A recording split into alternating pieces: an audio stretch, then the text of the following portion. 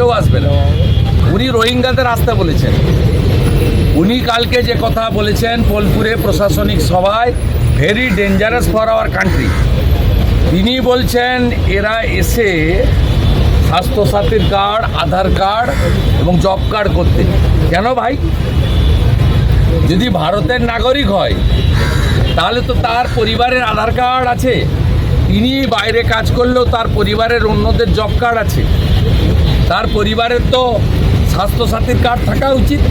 তাহলে কাদের দিতে চাইছেন? রোহিঙ্গা মুসলমানদেরকে, বাংলাদেশি মুসলমানদেরকে দিতে চাইছেন।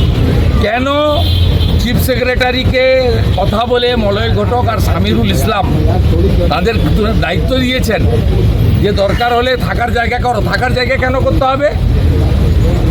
যদি পশ্চিমবঙ্গের ভারতের নাগরিক হয় তার তো পশ্চিমবঙ্গে বাড়ি আছে।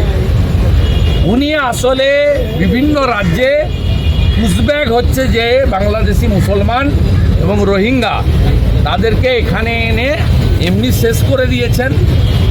1 কোটির বেশি বাংলাদেশি মুসলমান আর রোহিঙ্গা ঘুষপেটিয়া ঢুকিয়েছেন অনুপ্রবেশকারী, বাকিদেরকেও ঢোকাতে চাইছেন। আমি অন্য রাজ্যের স্টেট গভর্নমেন্টকে বলবো বাংলাদেশি মুসলমান এবং রোহিঙ্গাদের পশ্চিমবঙ্গে আসার সুযোগ দেবেন না, একেবারে বিএসএফকে দিয়ে বাংলাদেশে থ্রো করে